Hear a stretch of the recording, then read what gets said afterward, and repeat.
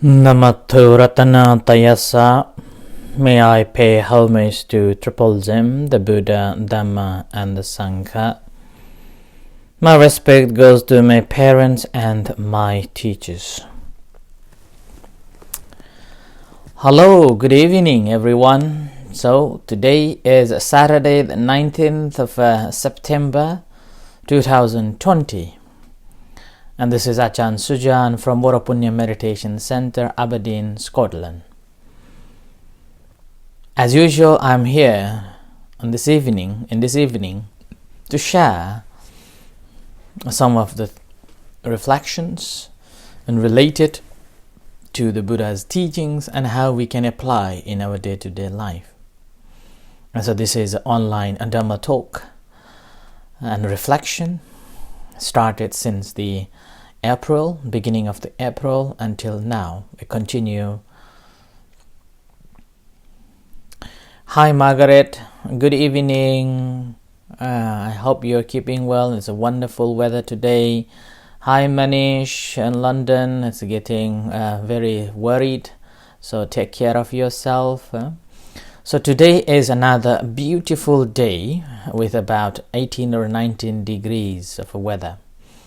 So as a result, we have members of the community came up and clearing, weeding around, and in the early morning members came to cut the grass and also picking up some potatoes like that.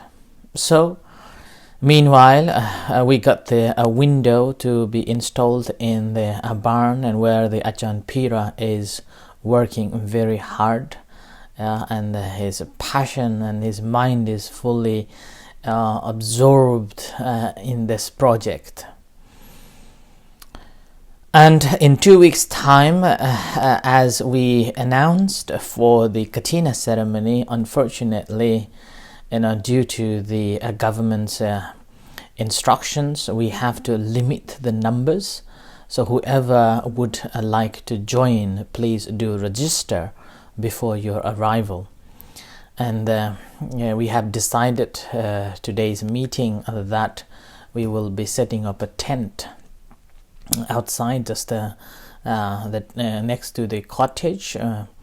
And if more than 20 and you arrived, then you may have to wait outside the tent. And hopefully, hope that the weather is going to be good like this today. If weather is like today, then there won't be any trouble. So we have plenty of space to go around, roam around. And if not, then again, we may have to allow people to stay inside the cottage. But make sure when you're arriving, you wear masks and keep the social distance, and making sure you wash your hands. So this is our humble requests if you are coming to join. But obviously we have to limit the number around 20 people. So this is an uncertain time, and yet we have to be very mindful of what we are doing and how we are doing. Hello Gautam, I hope you are having a safe and sound in India. Take care yourself, and I'm very grateful that these Dhamma talks and meditation guidance helping you, and quite appreciated to hear your feedbacks. Thank you very much for your feedback, Gautam. Yeah, so during this uncertain time, we all need to be mindful. And again, UK government has planning, hopefully not announce or saying that there may be a UK-wise lockdown coming to be. Hope it is not going to be. So it is simply because the number of the positive response or positive results of a coronavirus increased within the week. So if it continues, then possibly the second lockdown the government may introduce. So whatever we do, wherever we go, we need to be mindful as much as we can to keep ourselves safe and protected. So today again I'm going to connect it from the yesterday's talk, which is the right mindfulness, and I've been working on this right mindfulness for a couple of days now. Those who have been following may have understood what right mindfulness means according to the Buddha's teachings and how we should be practicing it. So today again I'm still on the same topic. So today I just want to inform you that the sati, or the mindfulness according to the Buddhism, it always comes with the two other factors of Eightfold Noble Path, and that is the sammaditthi, which is the right understanding, and the samma samadhi, which is the right concentration. Further on, it also comes with the sampajanya, or clear comprehension. So that's why there is sati sampajanya and sati samadhi. So these two will come side by side. Along with that, what we need to be very aware and mindful that the samma sati always supported or in line with the samma vayama too. Okay? Samma vayama too. And now here, samma vayama, I have explained a couple of days ago, or previous talk, before the right mindfulness was on a samma vayama, which means right effort. And then samma sati, after the samma sati, I will be talking on the samma samadhi, or which is right concentration. There's one which I haven't talked, is the sampajanya, a clear comprehension. And this is also comes with the sati. That's why there is a call sati sampajanya. Sati means remembering. Sati means recollecting, and sati means a mindfulness, whereas the sampajanya is a word which means a clear comprehension. So this is the wisdom part. We can be very mindful, and as I have said that the sati in Buddhism means being mindful of the recent past, present moment, and the near future. But there is no wisdom to cut. And in this case, the sampajanya, which is the clear comprehension, always in the present moment here. Ability to comprehend completely each moment is called sampajanya, or the comprehensive understanding of each thing that's taking place at that very moment. So that is the sampajanya. And the sampajanya basically happens only in the present moment. It doesn't happen in anywhere else. So it's the very moment when you know exactly what's happening at that very moment. And this is, I normally use it, the sharp sword to cut through. And so sampajanya is a cutting. The wisdom always here in this moment. Okay? So that's what the mindfulness always comes with the wisdom. Only then that is regarded as the right mindfulness. Right? And a sati is again, it makes us to be aware what is good and what is not good, what is wholesome and what is unwholesome. And if anything that is unwholesome, then should prevent and abandon. Anything that is wholesome, we should develop and make it more. Yeah? So that's why the sati means helping us to be aware of that. And it also makes us to avoid any unwholesome activities. the physical activities or mental activities or verbal activities that may harm to oneself and then to others. We basically become aware of that and avoid committing that. And sati also helps us not to commit or not to go anywhere which is may brings trouble to us, or free from errors. And it reminds us not to be indulged on things, whether it is a food, whether it is a social media, or whether it is a political issues, or whether it is any form of extreme views or extreme practices. So sati is such a wonderful tool that one should develop to get more insight onto it. And now sati, or this is the samma sati we are talking about. When we talk about the samma sati, what we need to be aware of it that normally it comes known as the satipatthana. Yeah? Satipatthana, which means sati means the mindfulness, patthana means the foundation, or upatthana, to bring the mindfulness. Or that's why for the satipatthana it's translated into two ways. One is known as the foundation of a mindfulness. So patthana as a foundation and a sati is a mindfulness. So the foundation of mindfulness. Or it is also translated as the establishment of mindfulness. So establishment of a mindfulness.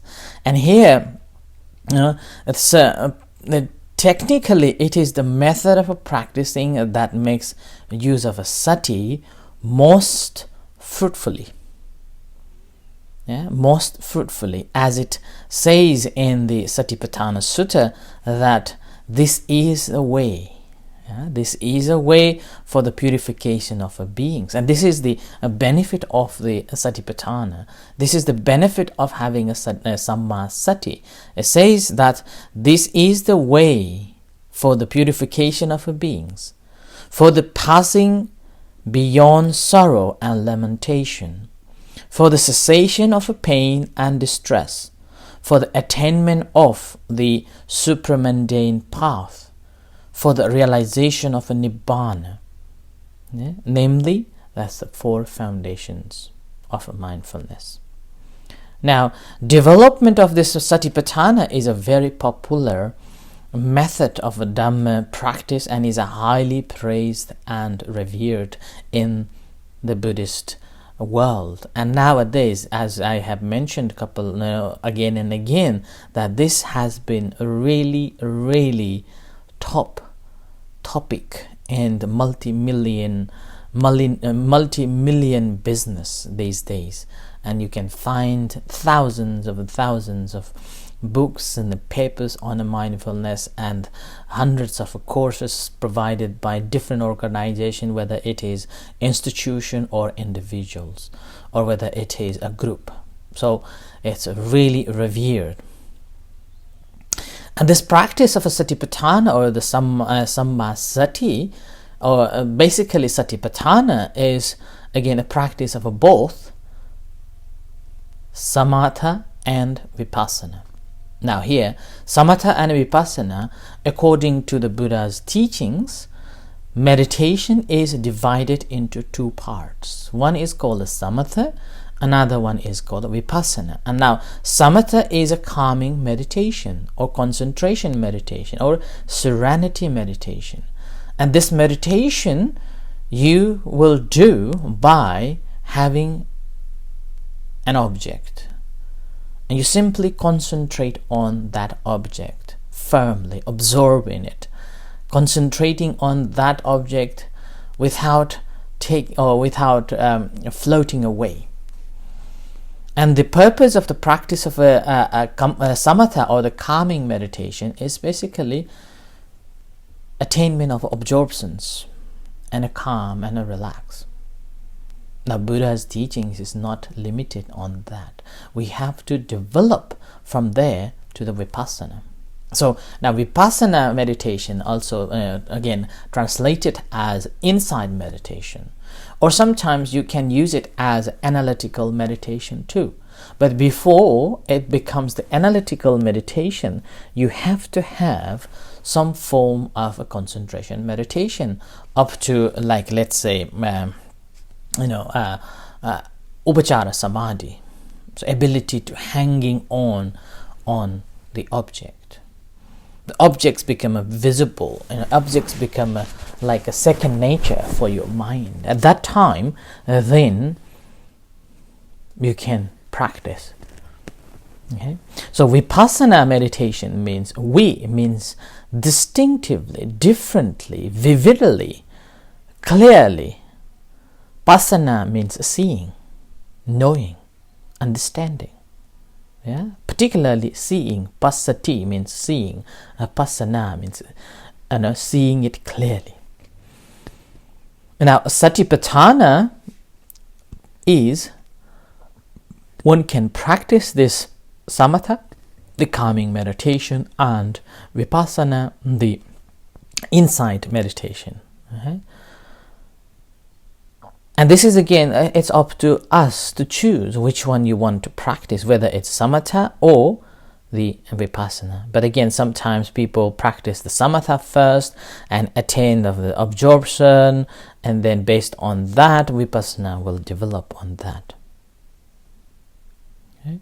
So the vipassana meditation is a very important principle in Buddha's teachings, and also widely known. Right? Now, the vipassana practice. Now, when we talk about the samma sati, it's basically talking about the satipatthana. Okay, we shouldn't be confused with this samma sati and vipassana, or satipatthana. So the vipassana, satipatthana, and samma sati are the synonyms that you can use one or another. And when we talk about the samma sati or satipatthana, is simply talking about the four foundations of meditation, four foundations of mindfulness. Yeah? And here in the suttas, when we talk about that, the suttas, it says, what is a samma sati? In the sutta says, the Buddha simply asking to the monks, what is samma sati? And this is called samma sati, namely that a bhikkhu in this Dhamma Vinaya contemplates the body in the body with effort, sampajanya and sati, eradicating covetousness and distress with regards to the world. So that's the first one. Yeah? That's the first one. And the second, contemplates feeling with effort, sampajanya and sati, eradicating covetousness and distress with regard to the world. Contemplates the mind in the mind with effort, sampajanya and sati, eradicating covetousness and distress with regard to the world. And the last, contemplating dhammas in dhamma with effort, sampajanya and sati, eradicating covetousness and distress with regard to the Dhamma. And here Dhamma means all mental and physical phenomena, regardless of what. And here again, when we talk about in regards to the world, and this world here basically talking about our six senses and the world that we perceive. The whole world exists because we have six senses. And in a very short term, it's basically the contemplation of the body, feeling, mind, and the dhammas. And that is the samma sati that the Buddha was talking about.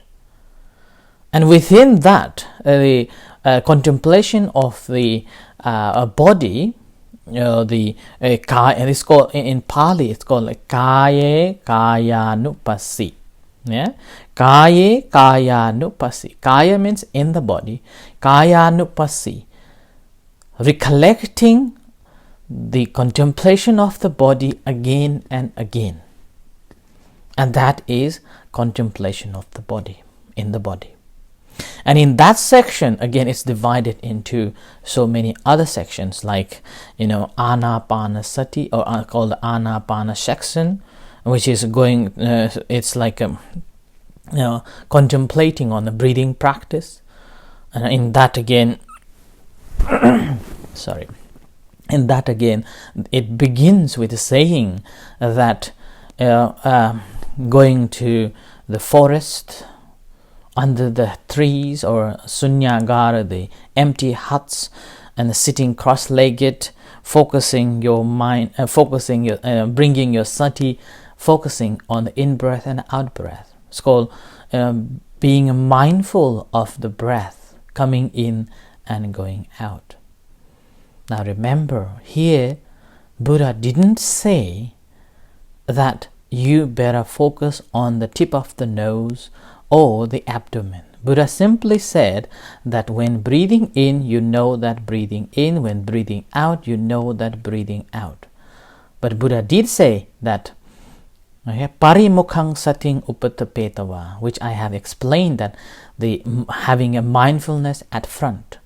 And this is up to us. Where do we feel comfortable to settle down your mind and use it as a primary object to develop our concentration, or to train our mind to be in the present moment, to understand and ponder and analyze, an ability to wisely reflecting on that. So this is the first part, and that is the anapanapabba, or the breathing section or practice of a breathing meditation. And after that, that is called idiyapadapabba. That is basically focusing on our postures, clearly perceiving the present mode of our postures. Basically 4 postures: sitting, standing, walking, and sleeping or lying down.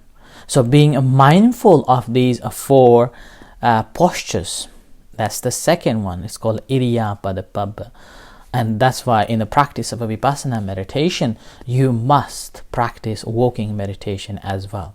You must practice standing meditation as well. You must practice lying down meditation as well. If you are just sitting meditating, then that doesn't complete. That doesn't complete. Practice of insight meditation, according to the Samma Sati or the Satipatthana, it should be on the move, that we can use it. That's why I mentioned in a night before that we shouldn't leave our meditation on the cushion. Take meditation with you. On the move. Practice in our day-to-day life, daily. Okay? And in that section, again, the kayanupassana, the bodily contemplation, the third one is called the sampajanya. And this is the clear comprehension. Clear comprehension in every kinds of action. And this is again very, very important one, this one. Whether you are standing, whether you are moving forward or moving backward, turning right and left, every little thing that you are doing, being mindful. And this is one of the best section, I like it, in the Satipatthana, which comes under the Samma Sati. This indicates that insight practice, or the practice of insight meditation, we should take it in everyday life. Do not leave on the cushion. Take it everywhere. That's why there is the English translation for the mindfulness is knowing things as they truly are. Being mindful of the things that you are doing at that very moment when you are doing it. And that is coming from here, the Sampajanya Pabba. Having a clear comprehension. So ability to comprehend on everything that you are doing. And that is the third sections within the contemplation of the body. And the fourth one is called Patikula Manasikara. And here, this particular Manasikara is again, talking about the 32 parts of the body. Like a Kesa, Loma, Naka, Danta, Tacho, like that. Yeah, it's like a hair of the head, hair of the Kesa, Loma, hair of the body, Kesa, Loma, Naka, the nails, teeth, and then the flesh, the skin, like that. So it is contemplating. And here again, we have to remember that it is talking about part by part, section by sections of our body, and contemplating on that. And then the fourth one is called a Dhatu Manasikara. And here again, rather than taking this as a me and a mine, or Achan Sujan, or this is my body, or Mr. Smith, or Mr. Pratibha, Mrs. Pratibha, or like that, no. Take this body as a combination of the four major elements. So earth, water, fire, and wind, made of these four elements. And now we will come back to it, over the future, in the future. And the last one is Navasivathaka, or the, nowadays it's difficult to find, but once we die, 9 days, if we keep it, the body changes, or it's called loathsomeness. Looking at the crops in 9 different stages of decay, from one newly dead to one reduced to the crumbling bones. So this is 6 minor sections within the bodily contemplation. So now, because we have a time limitation, I have to stop here, and we'll come back on these, further on the section of the Sammasati for a couple of days in the future. And I end here today, and thank you everyone for listening, and may you all be well and happy, and take care. In a few moments' time, we are going to have a chanting and guided meditation. You're most welcome to join with us. Until then, good night and see you. May the Buddha Dhamma Sangha bless you. Sadhu.